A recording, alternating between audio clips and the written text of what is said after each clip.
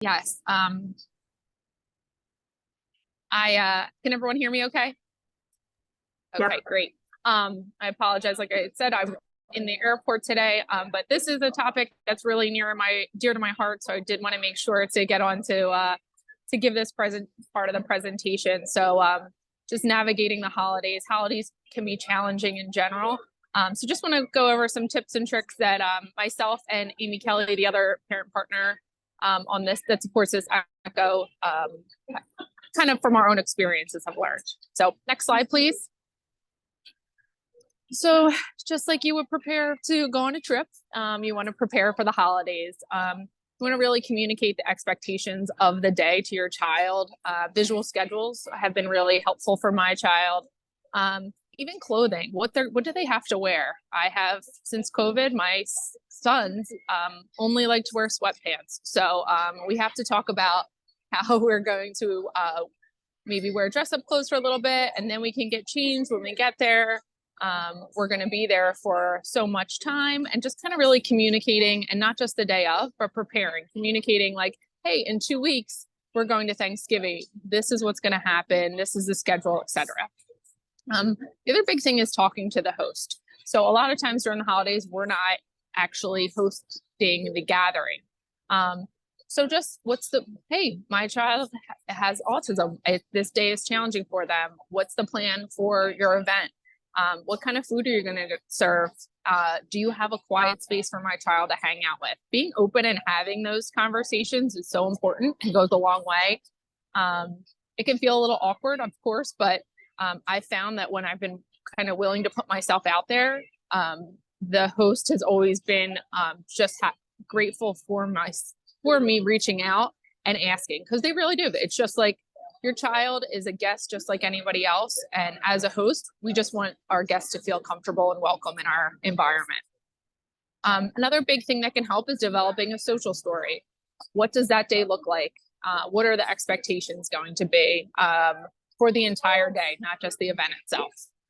Another thing is planning to arrive early to let your child get a lay of the land. If you know there's going to be a lot of people at the event, maybe getting there 15 minutes early when it's quiet. Hey, let's find a corner where we can hang out with when we need some space. What's that going to look like? And if possible, involve your child in that preparation. Something that I do, my son is right now very fixated on Thanksgiving. And the reason he's fixated on Thanksgiving is because he wants to decorate for Christmas, and he knows we do that the day after. So every day he wakes up and he says, "Is today Thanksgiving?" And every day I have to say, "No, it's in 2 more weeks." So something that we did was we put a dry erase calendar out, put the days in November, and then he checks off the days with me, and Thanksgiving is highlighted. So, hey, all right. And then we count how many days are left till Thanksgiving. And I think we're down to 13. So that's just something that just helps him a little bit with his anxiety. Another thing is involving them in cooking and baking. Is there a special treat that he wants to bring? Is it brownies? Is it making corn, or, whatever that looks like? Another thing, shopping for presents. Do we have to bring someone a gift?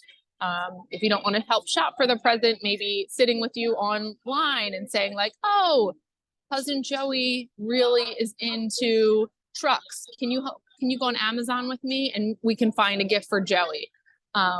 Other thing is even just wrapping a present, right? Writing a card. How can you involve them in the process to make it a little less stressful for them?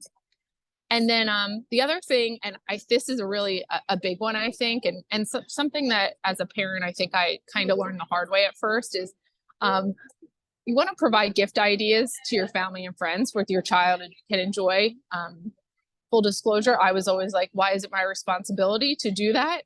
But then we would get a bunch of gifts that no one really liked. So how do you kind of avoid that, right? So I kind of keep a Amazon wish list throughout the year. If there's something either one of my kids is interested in, I kind of click on that and then send that link out to family and friends. So that way we're not getting, when we're opening presents, we're not throwing them across the room, or they're not staying unopened in our closet for weeks at a time. All right, next slide. Okay, maintain routines. So another big piece to managing the day is maintaining any sort of routine, consistent bedtimes, morning routines, being just intentional about downtime, providing them sensory support, and even getting outside when possible. So for Thanksgiving coming up, we usually go out at 3 o'clock in the afternoon to a relative's house. If the weather is good, I make sure we get outside in the morning. Do we go for a scooter ride? Do we go for a bike ride? Even a walk? Just to kind of keep routine and burn a little bit of energy before we are going to the holiday event. Next slide. Making a quiet space. So this is another big one. Again, you might have a small family, you might have a large family, but no matter what, you want to have your child to have a space where they can kind of decompress during the holiday. So we like to bring a bag with preferred activities, even a device. I always thought I'd be a parent that never would give my child an iPad, but I found that it helps him and me enjoy the day a little bit better. And headphones, another thing, sometimes noise canceling headphones or sometimes just headphones that if he wants to watch a show on his device, he can kind of drown out the other noises. Change his comfy clothes, again, if he's dressed up in a button-down shirt and he doesn't want to be in it, providing sweatpants, pajamas, etc., just to change into to make him more comfortable. And also a visual schedule of the day. What are we doing? Are we going to eat when we get there? Are we going to relax first? What does the day look like? And he's someone that wants to know when we're going to leave, right? So he just wants to know that.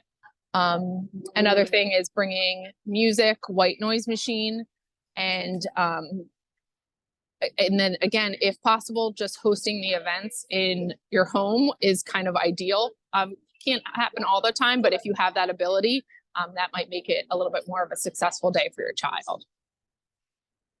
Okay, next slide. Having an exit strategy. I think this is probably just as important as preparing, but what's your exit strategy or plan B? So if I go to some family parties where I know it's going to be loud and the space is small and there's a lot of kids, I have 2 boys.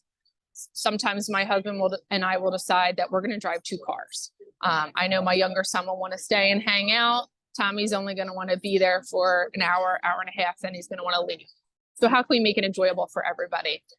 So that's just something that works for us. Doesn't work for everybody, but it's just something that we do.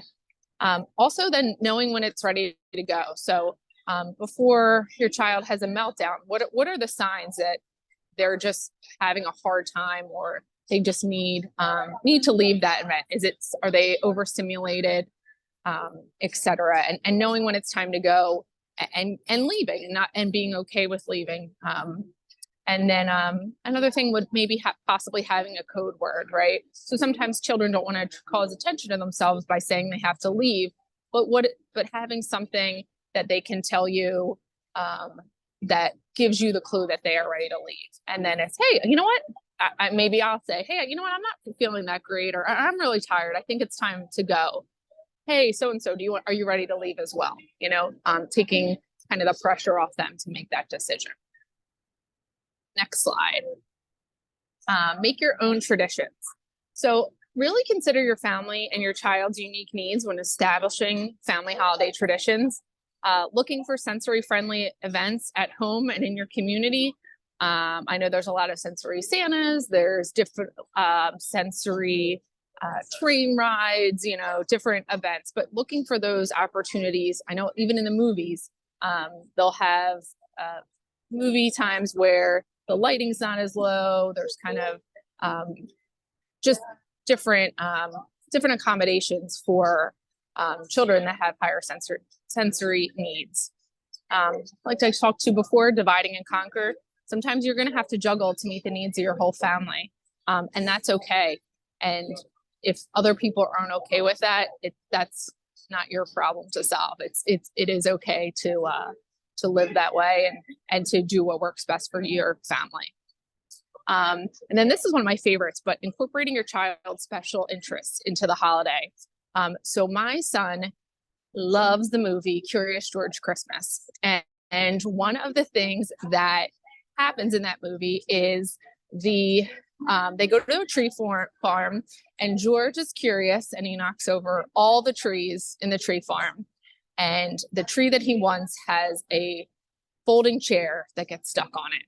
And he thinks this is the funniest thing and he loves it. And we've watched that scene probably thousands of times. So we found a small plastic chair for like a doll, and that has become one of the ornaments that we put on our tree and one of the things that he asked for to put up every year. So that's just like a silly thing, but something that we've done just to kind of incorporate his interest. And every time he goes by the tree and he sees this chair, he giggles and he's like, "Curious George's tree," you know? So that's something that works for our family. And then you want to include your child in planning the holidays activities as well. Again, what are those interests? Do they like trains? Do they like lights? Kind of adapting the way you decorate and the events that you're participating based on their needs as well. And last thing, think outside the box. Traditions don't have to be traditional. Everyone's traditions can look different, and that's what makes you and your family unique and special. All right, and last slide. The holidays, just keep in mind, the holiday season can be challenging for everyone. It's not just children with disabilities. It could be challenging for adults, kids, anything. Changes in routine, anxiety, tied to anticipation, and sensory overload really can cause extra stress though on our children with autism. And knowing that it's okay to say no. Sometimes it's not going to work out. You don't have to please everyone. I know that was something I struggled with a lot in the early days, but kind of moved past that, and it's gotten a little easier each year. You know your child's best, so you have to do what works for him or her as well. Another thing to keep in mind is what's hard for your child now might not always be hard. It might be something that I excel at next year. So if it's something that's important to you, always encourage people to keep trying. You never know what's how they're going to evolve and change over the year. So be open to trying new experiences and be open to trying something that didn't work again in the past.